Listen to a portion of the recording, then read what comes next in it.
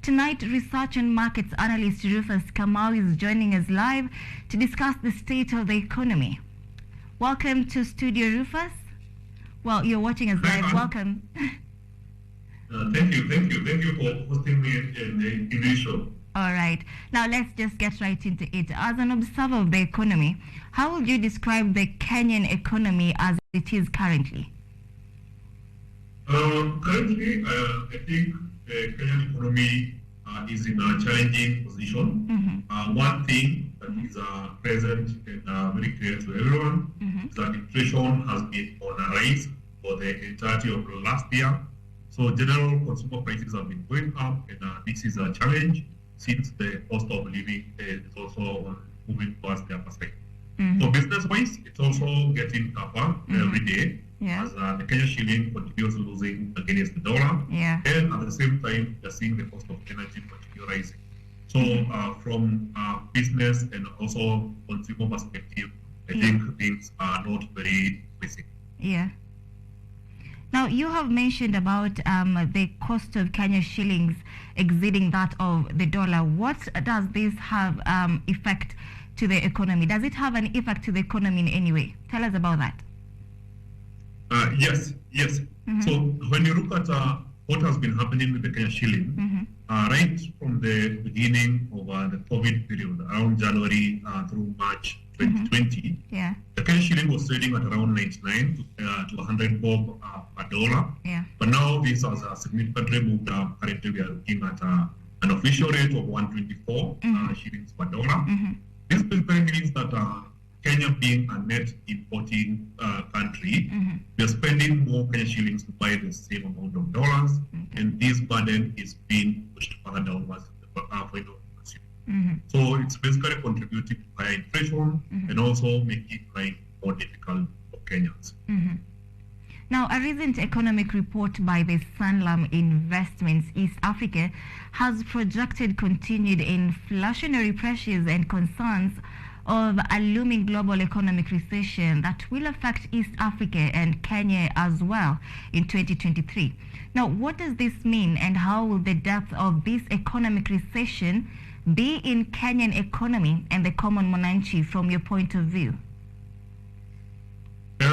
From what I'm seeing out of the research we've been doing at FX Pesa, one thing is clear. The Federal Reserve Bank of the US has maintained a very aggressive stance of continuously hiking interest rates in order to drop the inflation rate in the US. So the overall effect of this tightening by the Federal Reserve Bank of the US has been the dollar strengthening against other currencies globally. So the dollar has been strengthening against the Japanese yen, the euro, the pound, the Kenyan shilling, the Ugandan shilling, and many other currencies. So as long as the Fed continues hiking interest rates, we're expecting a meeting by the Fed on this Wednesday. So they are looking to potentially hike by another 25 or even 50 basis points, and these would further strengthen the dollar and worsen the exchange rate of the Kenyan shilling. So on one side, you might see the Kenyan shilling Kenyans benefiting from this, and this is Kenyans who are making exports to other countries and they are pricing them in dollars. So as long as the dollar is good, if let's say you're exporting labor, let's say you're working outside the country getting paid in dollars, then you get a better exchange rate. But then on the other side, the importers take the biggest burden for this. So a continued loss in the Kenyan shilling against the dollar basically make sure that import prices are much higher, and at the same time, the consumer prices continue getting affected by high inflation. All right, now let's talk about the latest provisional reports by CBK that indicated a slow rate of increase in Kenya's public debt. The total public debt by November 2022 was at 8.898 trillion shillings. The public total debt grew by approximately 137 billion shillings since the Kenya Kwanza government took lead. What is your opinion on the situation of the public debt? I would say that almost every other government in the entire world is currently borrowing. Okay. So it's not a big problem to have a debt. The issue is having manageable debt.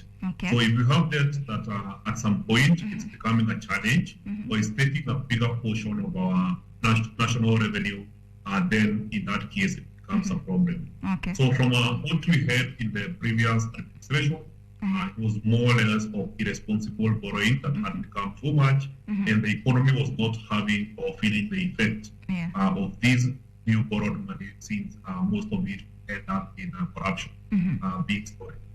So what we are seeing with the new government is on one side, the president promised to cut down government spending by up to 300 billion. Okay.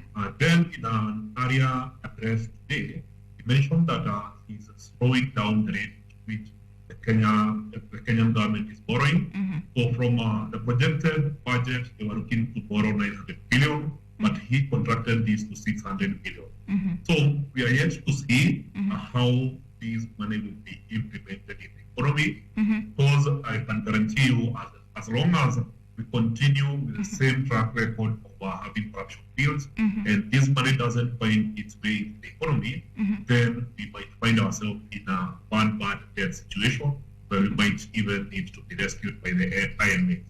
So it's very important that we see this money flowing within the economy and stimulating production.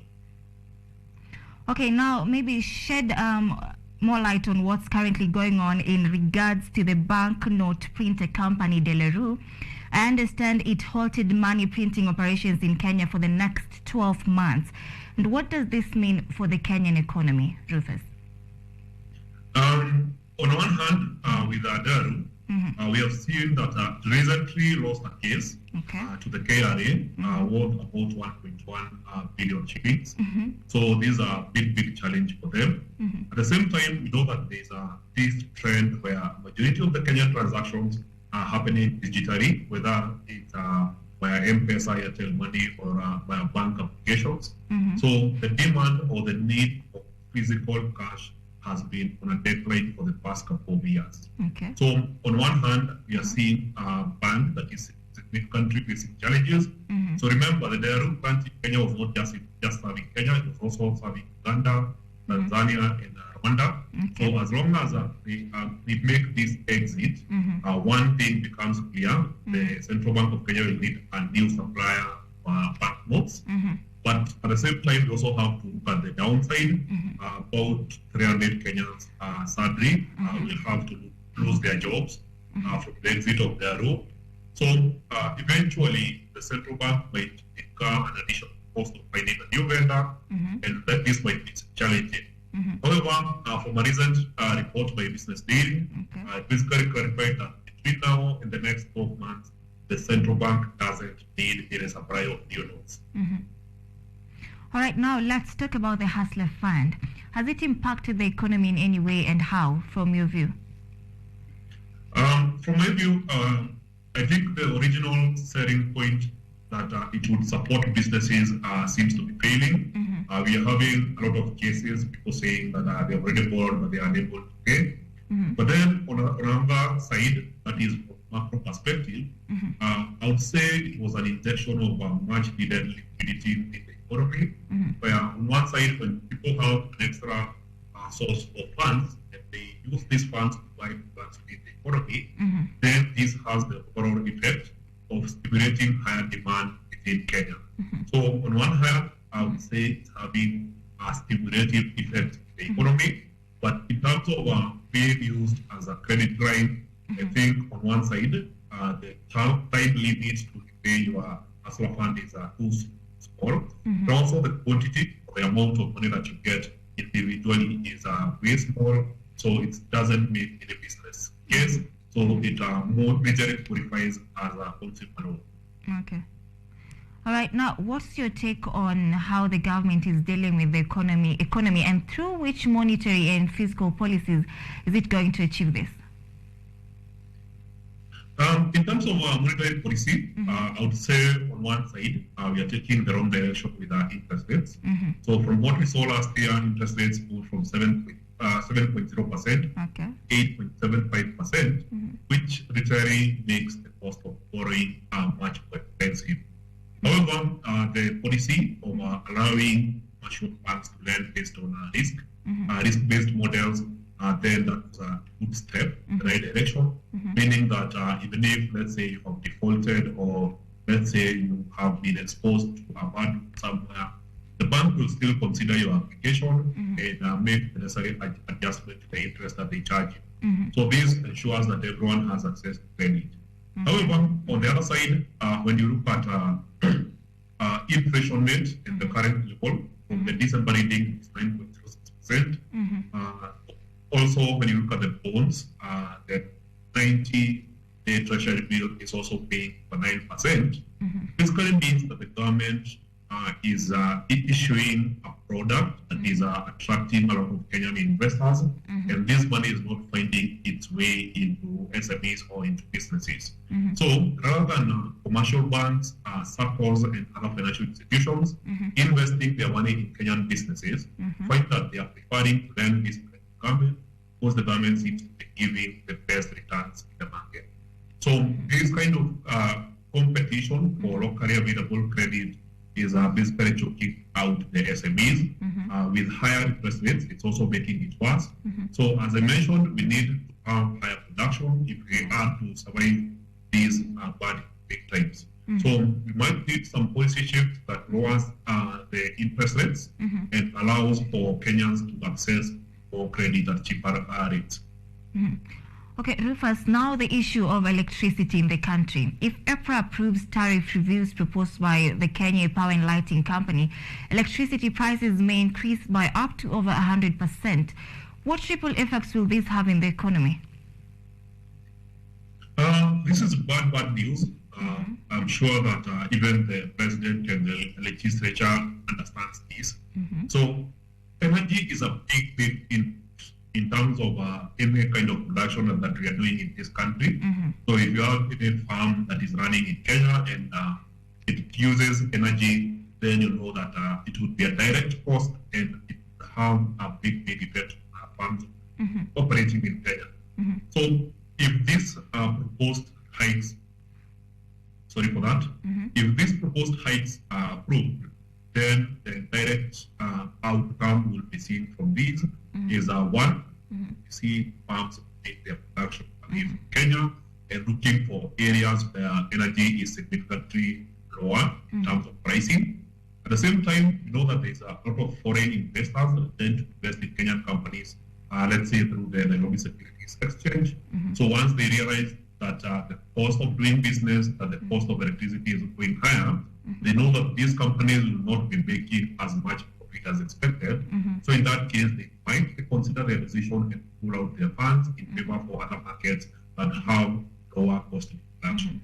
So the overall effect will be seeing local as well as foreign investors move away, and this would cripple economic growth within the economy, sending us right into a recession. So if anyone is afraid of a recession in this country, one big trigger for that recession would be a spike in energy prices. All right, now before we let you go, in your opinion, what's in store for Kenyans economically and how should we brace ourselves for what is to come? I would say that one key thing, the Kenyan economy is facing a lot of challenges in terms of employment. The economy is not expanding as fast as the number of new employees in the market. So it's time to reconsider the workplace and think of the workplace as a global area where you are able to find jobs remotely, work with different organizations, or even create your own company that you can work online and serve different customers, be it Africa or globally. So if it's for a young person, I would say think online and have a broad-based way of applying your skills to a wider market, not just in Kenya. So in terms of the Kenyan consumer, I would say brace yourselves. We're expecting even higher prices as long as the dollar continues benefiting against the shilling. It might make sense to have an emergency fund just in case you might have a job or go a couple of months without getting paid by your organization. So you might want to have that Now, Rufas, we have come to the end of our conversation. I trust we will be having more of this conversation after this interview. We are taking our very second short break at this point. We're coming back with stories that have made headlines across the neighboring borders, so stay tuned.